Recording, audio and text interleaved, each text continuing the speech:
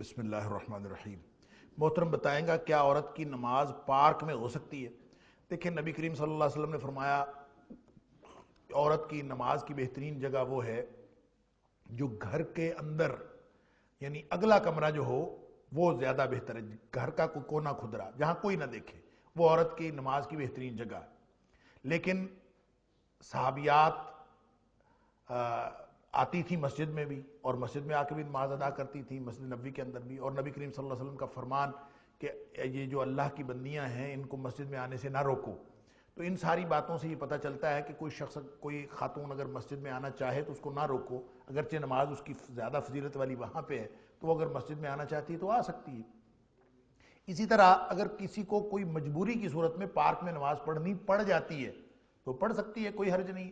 اور پھر اگر اس کو نماز عید کے ساتھ مخصوص کر لیا جائے تو نماز عید میں تو نبی کریم صلی اللہ علیہ وسلم نے عورتوں کو حکم دیا کہ گھروں سے نکلیں اور وہاں جا کے نماز پڑھیں، اور آپ نے ان عورتوں کو بھی فرمایا کہ جن عورتوں نے نماز نہیں بھی پڑھنی ان کو بھی آپ نے حکم فرمایا کہ وہ بھی نکلیں اور عیدگاہ جائیں تاکہ وہ دعا میں شامل ہو جائیں، اس لیے کہ وہ دعا بڑی قیمتی ہے۔ تو ان ساری باتوں سے یہی پتہ چلتا ہے کہ مجبوری کی صورت میں بھی پارک میں نماز پڑھی جا سکتی ہے، اور اگر کوئی عید وغیرہ کا، لیکن اس میں ایک بات کا اہتمام ضرور ہونا چاہیے، پردے کا اہتمام، کہ اگر وہ پردے کا اہتمام نہیں ہوگا اور شرعی تقاضوں کا اہتمام نہیں کیا ہوگا، عورت اگر بے پردہ ہے تو وہ بے پردہ ہر جگہ پہ بے پردہ ہے، اس کی تو نماز ہی قبول نہیں ہے۔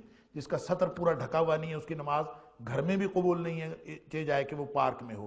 لہٰذا اگر شریعت کی پابندیاں ساری کی ساری اس کو آبزرو کیا ہوا ہو تو پھر پارک میں ہونا صرف نماز کی منع کی کوئی دلیل نہیں ہے۔ ڈاکٹر صاحب دوسری شادی کرنے کے لیے پہلی بیوی سے اجازت لینا ضروری ہے کہ نہیں؟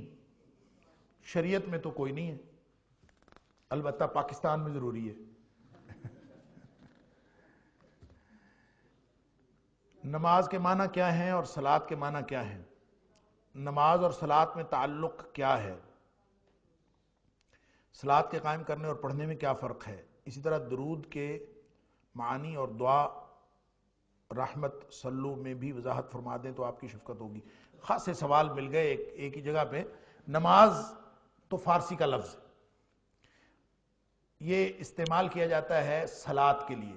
صلاۃ عربی میں اصل میں صلاۃ ہی ہے، قرآن پاک میں صلاۃ آیا، اس لیے بہت سارے لوگ جو ہیں وہ اس کا اہتمام بھی کرتے ہیں۔ خاص طور پر ایک گروہ جماعت المسلمین کے نام سے آج کے دور میں بہت ایکٹیو ہے، اور وہ کہتے ہیں کہ صلاۃ کو نماز کہنا حرام ہے، اور جو کوئی کہے کہ میں نے نماز پڑھنی، وہ کہتے ہیں آپ نے پتہ نہیں کیا کرنا ہے، اصل تو صلاۃ قائم کرنی ہے۔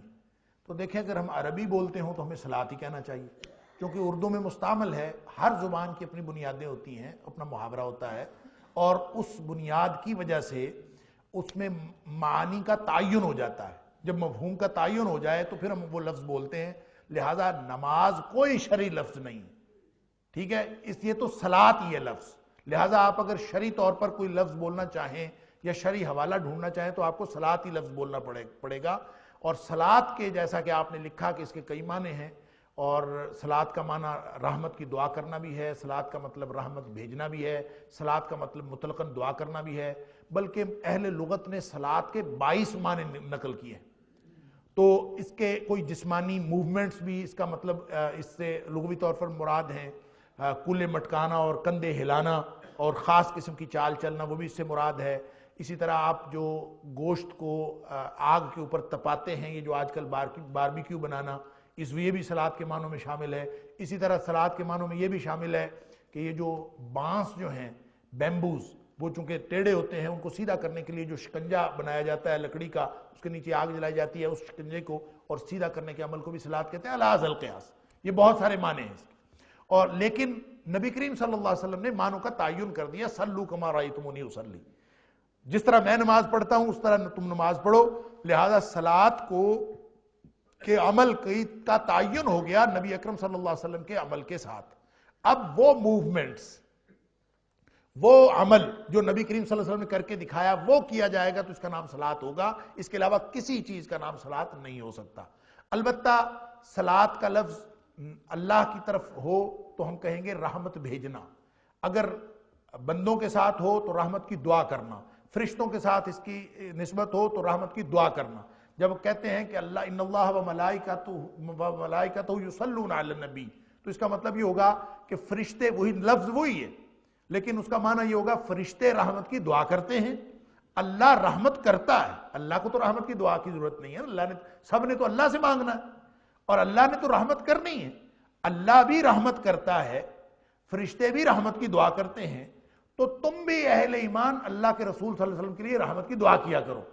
تو ہم جو کہتے ہیں اللہم صلی علی محمد، اے اللہ رحمتیں نازل فرما، تو اس کا مطلب یہ ہوا کہ یہ مختلف معنوں میں استعمال ہوتا ہے، لیکن عمل کے اعتبار سے نبی اکرم صلی اللہ علیہ وسلم نے اس کی تعیین فرما دی کہ یہ ہے۔ اور رہ گئی بات قائم کرنے کا کیا مطلب ہے، تو نماز کو قائم، صلاۃ کو قائم کرنے کا مطلب یہی ہے کہ اس کے اندر جتنے لوازمات ہیں اور جتنے اس کی شرائط ہیں، اور وہ ساری شرائط اور سارے لوازمات اور سارے آداب اور ساری صفات، جس کو صفت الصلاۃ کہتے ہیں، اس کی اپنی شکل کے اعتبار پہ سے، حیت کے اعتبار سے، وقت کے اعتبار سے، جگہ کے اعتبار سے، زمان، مکان، ہر چیز کے اعتبار سے نماز اس طرح سے پڑھی جائے، یعنی جیسے نبی کریم صلی اللہ علیہ وسلم نے پڑھی ہے، تو پھر اس کا نام ہوگا صلاۃ قائم کرنا۔ مثلا 5 وقت اگر آپ مسجد میں آ کے نماز پڑھتے ہیں تو یہ صلاۃ قائم کرنا ہے۔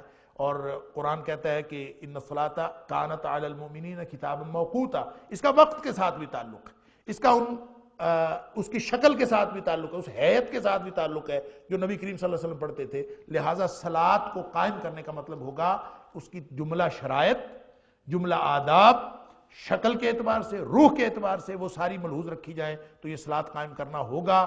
لہٰذا جب ہم اس قیام کو وسیع معنوں میں دیکھتے ہیں تو اسلام کی جو نظام کا نفاذ ہے، اسلام کی حدود کو قائم کرنا اور اسلام کو قائم کرنا اور اسلام کی حدود کو انتظامی طور پر ایڈمنسٹریٹیولی نافذ کرنا، اس کا اور نظام صلاۃ کو قائم کرنے کا آپس میں کوئی تفاوت نہیں ہے، یہ دونوں ایک دوسرے کے ساتھ ملی ہوئی چیزیں۔ اسلام پورا مربوط دین ہے، ٹکڑیوں میں بٹا ہوا دین نہیں ہے۔ نتیجہ اس کا یہ نکلتا ہے ساری تفصیلات سے قطع نظر کہ جب اسلام کا نظام قائم ہوتا ہے، جب اسلام کی حدود کا نفاذ ہوتا ہے، تو اس میں صلاۃ بھی بطور سیاسی نظام کے قائم ہوتا ہے۔ اس کا تعلق یہ نہیں ہے کہ یہ مذہبی بات ہے، یہ عبادات کی بات ہے، اس کا باقی چیزوں کے ساتھ کیا تعلق، جیسے ہم کہتے ہیں سیاست کا مذہب کے ساتھ کیا تعلق ہے، جبکہ شریعت جو نظام دیتی ہے اس میں جو وقت کا امام ہوگا، جو وقت کا حکمران ہوگا، وہی پیش امام بھی ہوگا، وہی نماز کرائے گا۔ اگر ملکی لیول کا کوئی اجتماع ہوگا تو ملک کا جو امیر ہوگا، جو ملک کا جو خلیفہ ہوگا، وہ اس کی امامت کرائے گا۔ اب یوں سمجھ لیجئے کہ اگر شریعت کا نظام قائم ہو تو جو بھی چیف ایگزیکٹو ہے اس کو پیش امام بھی ہونا چاہیے۔ یہ دو الگ الگ عہدے نہیں ہیں، اسلام نے یہ دو الگ الگ عہدے مقرر نہیں کیے۔ امام یا وہ ہوتا ہے جو ان کا حکمران بھی ہو، یا پھر امام حکمران کا مقرر کردہ ہوتا ہے، وگرنہ امام کا کوئی تصور نہیں ہے۔ اور جب یہ اس طرح کا سسٹم قائم ہوتا ہے تو اس سسٹم کا نام صلاۃ کو قائم کرنا ہے، یہ نظام صلاۃ ہے، اور نظام صلاۃ کا پورے نظام اسلام کے ساتھ ڈائریکٹ تعلق بن جاتا ہے۔ واللہ عالم۔ میری بیٹی کی رخصتی نہیں ہوئی تھی، اس کا حق مار 50,000 تھا، خلا کی صورت میں 50,000 لے کر بہت مشکل سے معاملہ حل کیا، کیا یہ صحیح ہے؟ بالکل ٹھیک ہے۔ لے کر کیوں حل کیا؟ دے کر کے، یہاں پہ لے کر لکھا ہے حل کیا، حالانکہ دے کر حل کرنا تھا، شاید الٹا لکھ دیا یا میرے پڑھنے میں فرق ہو گیا۔ درست کیا جی، ٹھیک۔ اگر عورت نماز پڑھتی ہے لیکن اس کا شوہر نماز نہیں پڑھتا اور گھر میں برکت بھی نہیں ہے اور اولاد بھی ہے اور وہ بھی کہنے کے باوجود نماز نہیں پڑھتے، تو اس کی صورت میں عورت کو کیا کرنا چاہیے؟ عورت کو صبر کرنا چاہیے اور کہتے رہنا چاہیے، اور کبھی بھی کہنے سے نہیں رکنا چاہیے، یعنی خود نماز پڑھے، شوہر کو بھی کہے، اولاد کو بھی کہے، اور ہمیشہ کہتے رہنا چاہیے۔ ہمارے وَذَكِّرْ فَإِنَّ الذِّكْرَى تَنْفَعُ الْمُؤْمِنِينَ، میں اس کا ترجمہ یہ کرتا ہوں، تذکر جو ہے تذکیر سے ہے، اور تذکیر کا مطلب ہوتا ہے مستقل ایک عمل جاری رکھنا، یعنی اس میں استقلال پایا جاتا ہے، باب تفعیل سے ہے، باب تفعیل میں استقلال، پیچھے نہیں ہٹنا، ذکر، کہتے رہنا ہے، کہتے رہنا ہے، کہتے رہنا ہے۔ فَإِنَّ الذِّكْرَى تَنْفَعُ الْمُؤْمِنِينَ، جس کے دل میں ذرا بھی ایمان ہوگا اس کو ایک نہ ایک دن نصیحت فائدہ کر جائے گی، لہٰذا باز نہیں آنا، ہمیشہ کہتے رہنا ہے۔ اگر کوئی برائی کرنے والا برائی سے باز نہیں آتا تو ہمیں نیکی کرنے میں نیکی سے شرمانا نہیں چاہیے۔ اگر کوئی شخص کسی کے ساتھ ہر وقت ایسی کوشش میں ہو کہ اسے نقصان پہنچائے تو کیا تب بھی ہم ایسے شخص کے ساتھ احسان کریں، یہ جانتے ہوئے کہ یہ شخص ہمارے حق میں بہتر نہیں ہے، نقصان پہنچا سکتا ہے؟ اس کے نقصان سے بچنے کے لیے آپ ایسا رویہ اختیار کر سکتے ہیں کہ آپ اس سے دور رہیں، لیکن احسان کرنے کا موقع آپ ہاتھ سے جانے نہ دیں، اس کے اوپر بھی احسان کریں۔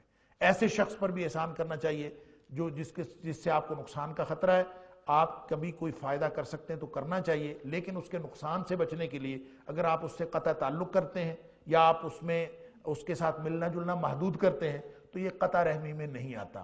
آپ کسی کے نقصان سے بچنے کے لیے اگر الگ رہیں تو یہ قطع رحمی میں نہیں آتا، لہٰذا آپ احسان تو کریں گے لیکن اس کے نقصان سے بچتے ہوئے۔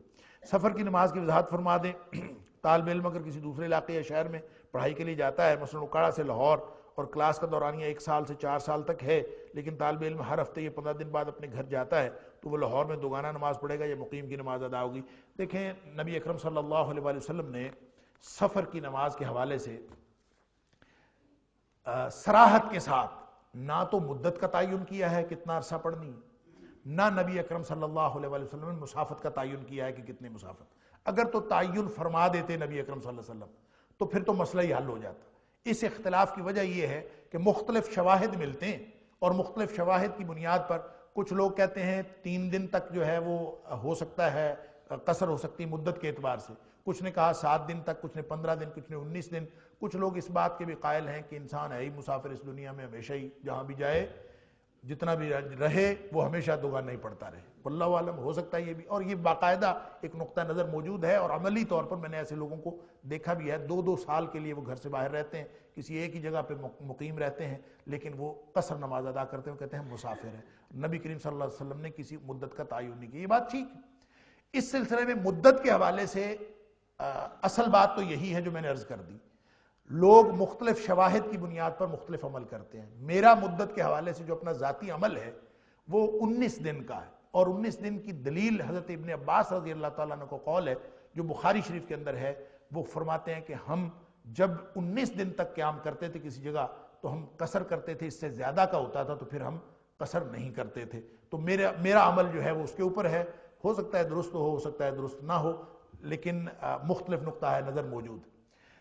رہ گئی مسافت، تو مسافت کا حساب بھی یہی ہے کہ اس میں بھی کوئی صراحت کے ساتھ ایک چیز مقرر نہیں کی۔ نبی کریم صلی اللہ علیہ وسلم نے ایک روایت آتی ہے جہاں 48 میل کا ذکر ہے، اور نبی پاک اس میں بھی یہ ہے کہ نبی پاک صلی اللہ علیہ وسلم 48 میل کا سفر کیا مسافت کا تو آپ نے قصر کی۔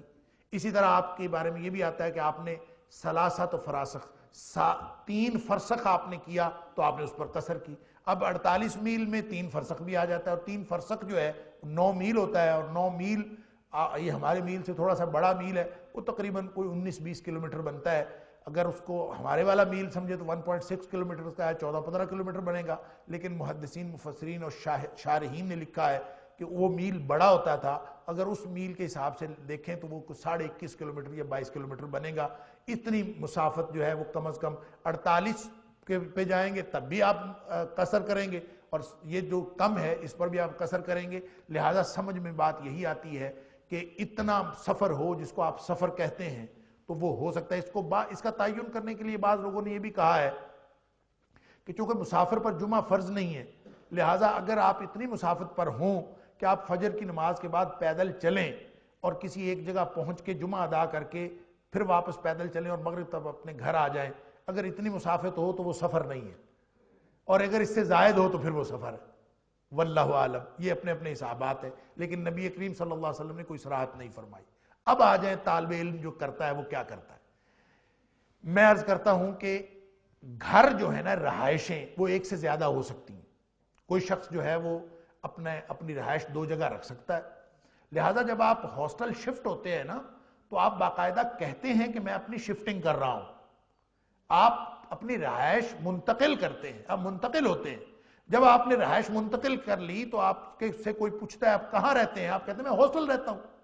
تو آپ جب ہاسٹل میں رہتے ہیں تو آپ ہاسٹل میں مہمان نہیں ہیں، آپ ہاسٹل میں مقیم ہیں، آپ گھر میں بھی مقیم ہیں، آپ ہاسٹل میں مقیم ہیں، آپ 2 جگہ پہ آپ نے قیام کیا ہوا ہے، اپنا قیام آپ نے 2 جگہ رکھا ہوا ہے، لہٰذا آپ گھر جائیں گے تو بھی پوری نماز پڑھیں گے اور یہاں رہیں گے تو بھی پوری نماز پڑھیں گے، آپ مسافر کے حکم میں نہیں ہیں۔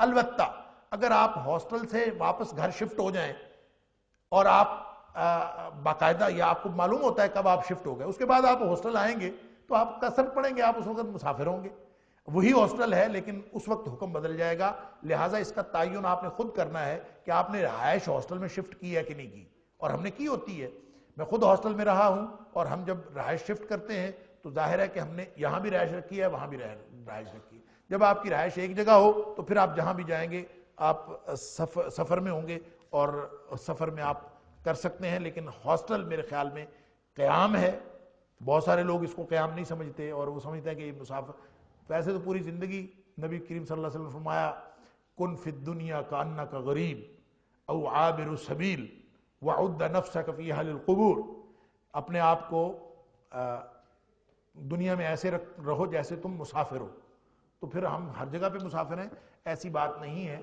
میری سمجھ میں یہی بات آتی ہے کہ ہاسٹل کے رہنے والے چونکہ اپنی رہائش شفٹ کرتے ہیں، ان کی 2 جگہ رہائش ہوتی ہے، ان کو قصر نہیں پڑنی چاہیے۔ السلام علیکم ورحمۃ اللہ، سر نیچے دیے گئے موضوعات کے متعلق چند کتابیں بتا دیں۔ سبحان اللہ، امتحان، یورپ کا طلاق کا نظام اور اسلامی نظام کا فرق، متع کی حیثیت، یہ سوال ہے، یہ تو الگ الگ موضوعات ہیں گفتگو کے لیے ہیں۔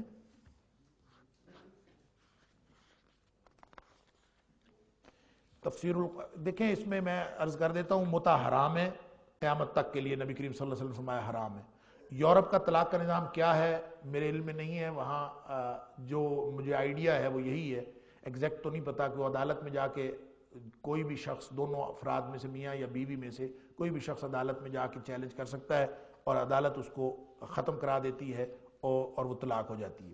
اسلامی نظام میں رجسٹریشن کرائیں چاہے نہ کرائیں، عدالت جائیں چاہے نہ جائیں، آپ کے کہنے سے نکاح ہو جاتا ہے، کہنے سے طلاق ہو جاتی ہے، باقی ساری باتیں بعد کی ہیں۔ نبی کریم صلی اللہ علیہ وسلم فرمایا ثلاث حزلہن جد وجدہن جد، 3 باتیں ایسی ہیں جو اگر سنجیدگی سے کی جائیں تو بھی ہو جاتی ہیں اور اگر مذاق سے کی جائیں تو بھی ہو جاتی ہیں، ان میں سے ایک نکاح ہے اور ایک طلاق ہے۔ تفسیر القرآن کا پروگرام قرآن کی سورہ بقرہ کی کون سی آیت سے شروع کی، اس پس منظر میں کیا حکمت ہے اور آئندہ ہم کہاں تک قرآن فہم حاصل کریں گے، ہمارا کورس نصاب کیا ہے، ہم قرآن سنت میں زندگی بسر کرنا چاہتے ہیں۔ یہ پتہ نہیں سوال ہے کہ یہ آبزرویشن ہے، اللہ تعالیٰ جزائے خیر دے جنہوں نے لکھا ہے۔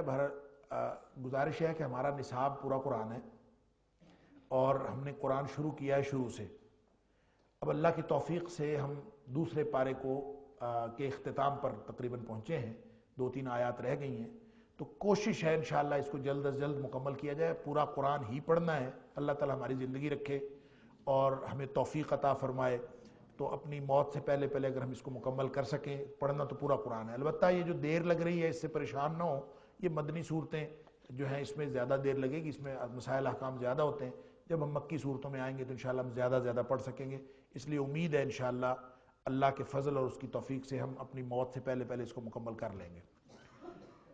اگر کوئی انسان دن میں بار بار اللہ تعالیٰ کے شکر کے نفل پڑھے یا گناہ کے نفل، یہ نبی کریم صلی اللہ علیہ وسلم کی شریعت کے خلاف تو نہیں، مطلب ہم دین میں بدعت تو نہیں کر رہے، بالکل نہیں کر رہے، آپ جتنے مرضی نوافل پڑھیں، آپ کو اجازت ہے، جب نبی کریم صلی اللہ علیہ وسلم نے نوافل کی اجازت دی ہے، آپ یہ نہ کہیں کسی کو کہ یہ طریقہ ہے اور طریقہ بنا کے لوگوں کو تبلیغ کرنا شروع کر دیں کہ اتنے 1000 نماز نفل جو ہے روزانہ پڑھا کریں، آپ اپنی طور پہ پڑھتے ہیں جتنے مرضی پڑھیں، مقرر کر سکتے ہیں، لیکن وہ طریقہ جو آپ لوگوں کو تبلیغ کر سکتے ہیں وہ وہی ہوگا جو نبی کریم صلی اللہ علیہ وسلم نے بتایا، اس کے علاوہ ہر شخص کو کھلی چھٹی ہے، وہ جتنا مرضی پڑھے، ظاہر ہے اپنے گناہوں کے اعتبار سے جس کے گناہ زیادہ ہے اس کو معافی کی زیادہ ضرورت ہے، جس کے گناہ کم ہے اس کو ضرورت کم ہے، لیکن اس کو بھی معافی مانگنی چاہیے، اور سب کو معافی بھی مانگنی ہے اور نمازیں بھی پڑھنی۔ نبی کریم صلی اللہ علیہ وسلم کے بارے میں آتا ہے کہ آپ کو جب بھی کوئی اہم معاملہ درپیش ہوتا تھا، نبی کریم صلی اللہ علیہ وسلم نماز پڑھتے تھے، ہمیں تو قدم قدم پہ معاملات درپیش ہیں، لہذا ہم اگر قدم قدم پہ بھی نماز پڑھتے رہیں تو کوئی حرج نہیں انشاءاللہ۔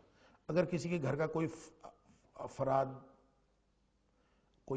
فرد فوت ہو جاتا ہے تو اس کے گھر والوں کو میت کی بخشش کے لیے سپارے پڑھ کر دے سکتے ہیں؟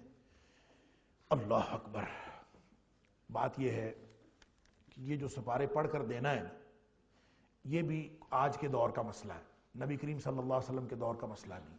ایک تو بات یہ سمجھ لیجئے، یہ سپارے نہیں ہوتے، پارے ہوتے ہیں، سپارے کا مطلب ہے 30 پارے، سی پارہ کا مطلب ہے 30 پارے، اور یہ پارے جو ہیں یہ تقسیم بھی بعد کی ہے، اس کا کوئی تعلق نہیں ہے۔ قرآن پاک کی تقسیم جو نبی کریم صلی اللہ علیہ وسلم کے دور میں تھی وہ صرف یہ تھی کہ صورتیں تھیں اور آیات تھیں۔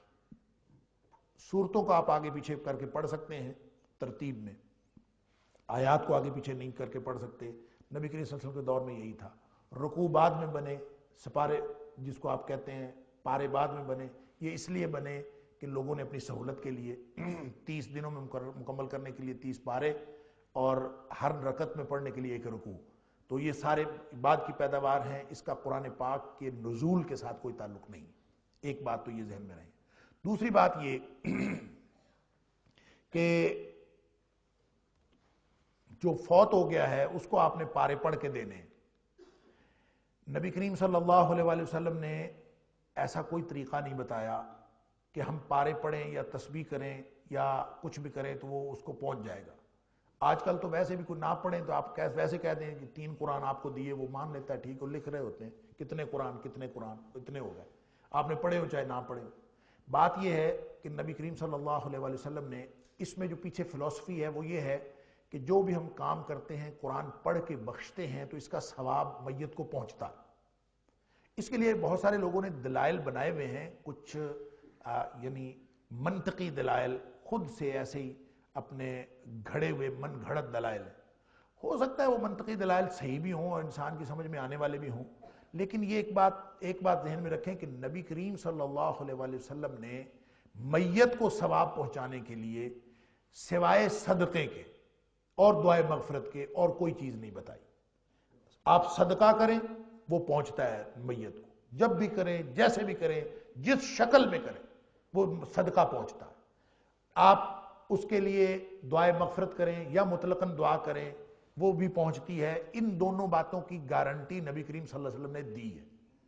اب یہ جو کام ہم نے شروع کیے ہوئے ہیں یہ ہمارے اپنے ہیں، میں اس کے بارے میں یہ حتمی طور پر نہیں کہہ سکتا کہ یہ نہیں پہنچتے، نہ میں یہ کہہ سکتا ہوں کہ یہ پہنچتے ہیں۔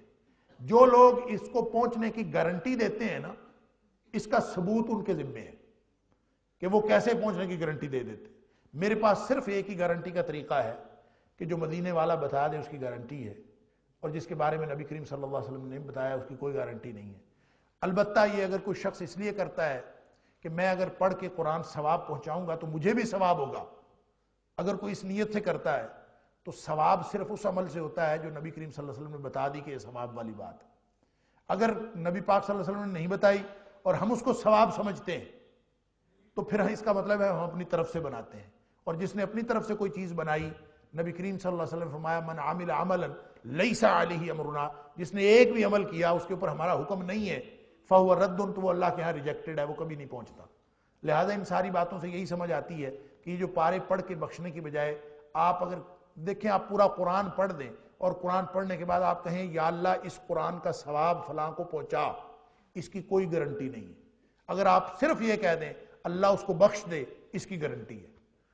یہ پہنچتا ہے، وہ نہیں پہنچتا، اس کی کوئی گارنٹی نہیں ہے۔ آپ نے پورا قرآن پڑھا، آپ کو ثواب ہوا یا نہیں ہوا وہ تو آپ کا مسئلہ ہے، آپ کا عمل ہے۔ آپ قرآن پڑھیں گے اپنے ثواب کے لیے تو ثواب ہوگا، اگر آپ نے قرآن اپنے ثواب کے لیے پڑھا ہی نہیں تو آپ نے جس مقصد کے لیے وہ پڑھا ہے وہ مقصد نبی کریم صلی اللہ علیہ وسلم سے ثابت نہیں ہے، تو پھر آپ کیسے کہہ سکتے ہیں کہ یہ پہنچتا ہے؟ لہٰذا اصل بات یہاں پہ یہ نہیں ہے کہ پارے پڑھ سکتے ہیں اور دے سکتے ہیں کہ نہیں دے سکتے، اصل مسئلہ یہ ہے کہ جو آپ دینے اور لینے کا عمل کر رہے ہیں اس کا شریعت کے ساتھ کوئی تعلق نہیں ہے، نبی کریم صلی اللہ علیہ وسلم کے لائے ہوئے دین کے ساتھ کوئی تعلق نہیں ہے۔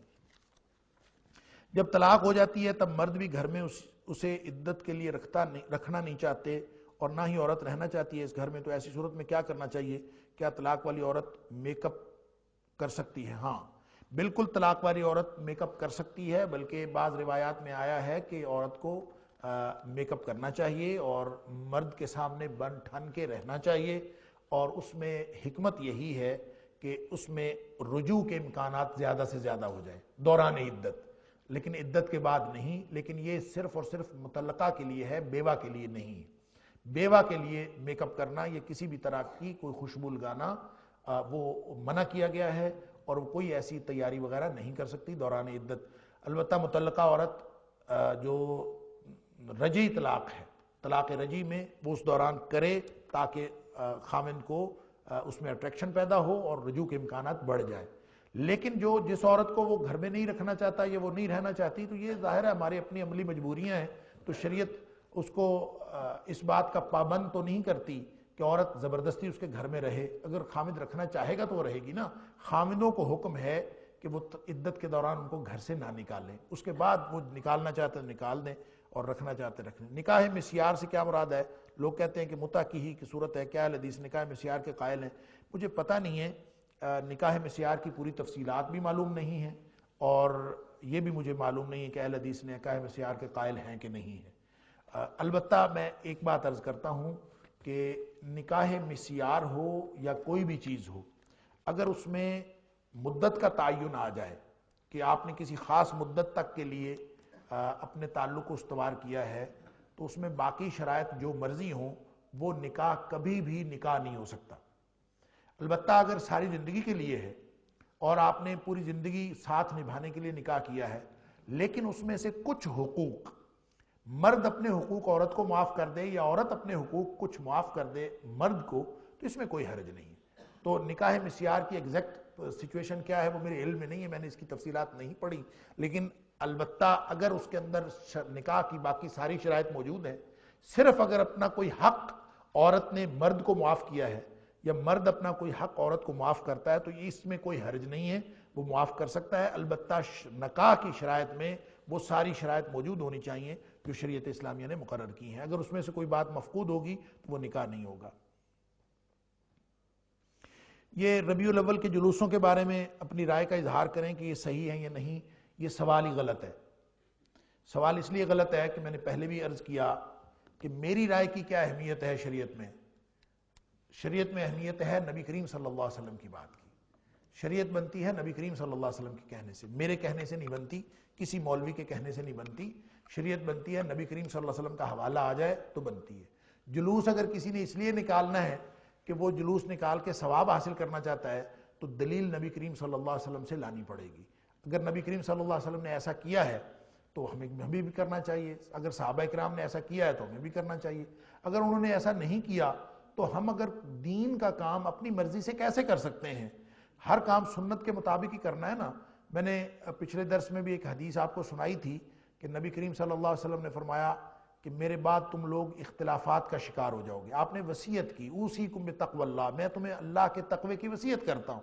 ساتھ آپ نے فرمایا کہ تمہارے اوپر اگر کوئی امیر بنا دیا جائے، ان کان عبدا حبشیا، چاہے تمہارے اوپر کوئی حبشی غلام امیر بنا دیا جائے، تو میں تمہیں وصیت کرتا ہوں بالسمع والطاعہ، اس کی بات سنیں بھی اور اس کی بات مانیں. اس کی بات مانیں گے تو پھر تمہاری بات آگے معاملات چلیں گے. لیکن آپ نے ساتھ فرمایا کہ جو تم میں سے میرے بعد زندہ رہے گا وہ بہت سارے اختلافات دیکھے گا. یہ وہی اختلافات ہیں جو آج ہم دیکھ رہے ہیں. تو فرمایا کہ اگر تم اختلافات کا دور دیکھو تو علیکم بسنتی و سنت الخلفاء الراشدین المہدیین، تو تمہارے ذمے یہ ہے کہ تم میرا طریقہ دیکھ لینا اور میرے خلفائے راشدین کا طریقہ دیکھ لینا. وعزوا علیہا بالنواجز، اور ان کو مضبوطی سے، جیسے داڑھوں سے انسان پکڑ لیتا ہے نا کسی کو، تو اسی طرح مضبوطی سے اس کو تھام لینا. اسی میں نجات ہے. اور نبی کریم صلی اللہ علیہ وسلم کا طریقہ جو بھی ہے ہم سب کو معلوم ہے، صحابہ اکرام کا جو بھی طریقہ ہے ہم سب کو معلوم ہے. ربیع الاول کے 12 ربیع الاول کے جلوس یا کسی اور دنوں کے جلوس نہ خلفائے راشدین کے دور میں نکلے، نہ نبی اکرم صلی اللہ علیہ وسلم کے دور میں نکلے. اگر یہ دین کا کام ہوتا تو ان کے دور میں ضرور ہوتا. اختلاف کا ایک ہی حل ہے کہ علیکم بسنتی و سنت الخلفاء الراشدین المہدیین وعزوا علیہ بالنواجز، کہ نبی اکرم صلی اللہ علیہ وسلم کی سنت اور صحابہ کرام کی سنت کو ہم مضبوطی سے تھام لیں. دین کا حوالہ وہی ہے. باقی اس کے علاوہ آپ کا اپنا ذوق ہو سکتا ہے، آپ کا شوق ہو سکتا ہے، آپ کا رواج ہو سکتا ہے، آپ کی کوئی رسم ہو سکتی ہے، اس کی حیثیت وہی ہوگی جس کی نیت سے آپ نے کی. وہ دین نہیں ہو سکتا. اللہ تعالی ہم سب کو ہدایت نصیب فرمائے. اللہم اہدنا بالقرآن العظیم، اللہم انفعنا بالقرآن العظیم، اللہم ارفعنا بالقرآن العظیم، اللہم اجرنا من النار بالقرآن العظیم، اللہم ادخلنا الجنة الفردوس بالقرآن العظیم، اللہم ادخلنا الجنة الفردوس بالقرآن العظیم، اللہم ادخلنا الجنة الفردوس بالقرآن العظیم. یا حی یا قیوم برحمتک نستغیث. وصلی اللہ تعالی علی خیر خلقہ محمد وآلہ وصحبہ اجمعین. آمین آمین برحمتک یا ارحم الراحمین.